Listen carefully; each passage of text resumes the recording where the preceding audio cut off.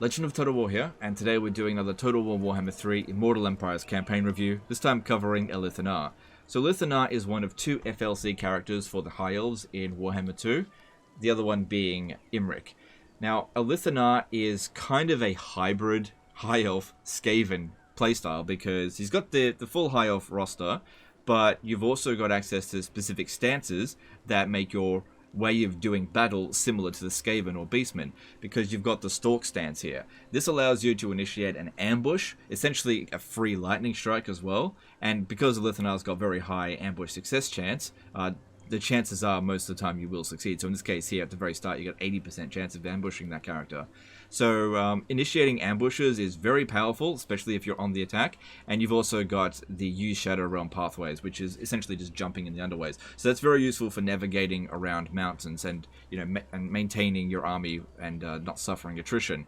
In addition to those mechanics, he's also got access to these missions. Now these missions here are really what the Ogre Kingdom's contracts should have been modeled off, because this is worth doing. Like, the contracts that you get with the Ogre Kingdoms are pitiful with their rewards, but these ones are good. Like, if you have a look at some of these, right, you get some pretty significant bonuses for a really long time, like growth plus 10 all provinces on that one. But this one over here, Druki Slayer, minus 20% upkeep for all armies for 20 turns. That is absolutely massive.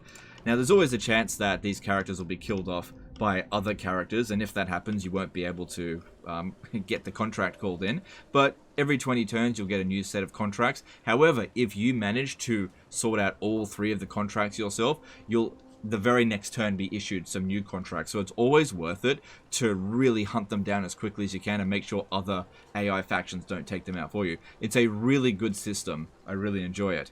In addition to those mechanics, his start position is quite interesting. You start off in Naggaroth, you're pitted up against the Dark Elves immediately, because that is exactly what Alith Anar likes to do. He likes to hunt Dark Elves. He's essentially like the Dark Elf boogeyman. Now, he used to start down here at Arnheim in Mortal Empires and Warhammer 2, but in the Vortex campaign, he was in this general area. At the start of Immortal Empires, he used to be at Karan'Kar, but that didn't make sense. And this situation over here it makes a bit more sense for him. So he's moved around a fair bit, but really no matter where you go, he's very useful. One weird thing about Alith Anar, though, is that if you do end up going back to Ulthuan, most of Ulthuan is actually unpleasant territory for him. It's a little bit weird, but due to the High Elves having extremely high public order and lots of bonuses, it's really not that big of a deal.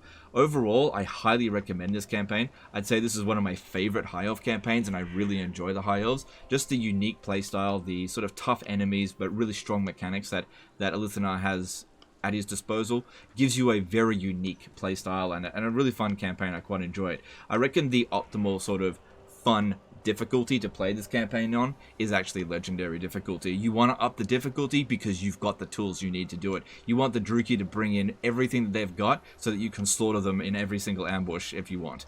But that's just my recommendation. If you want to play on easy or normal difficulty, by all means. I just think you're just missing out on the challenge. Anyway, that's the end of this one here. I hope you guys enjoyed it. Let me know in the comments below which legendary lord you want me to cover next. Appreciate you guys, and we'll see you next time.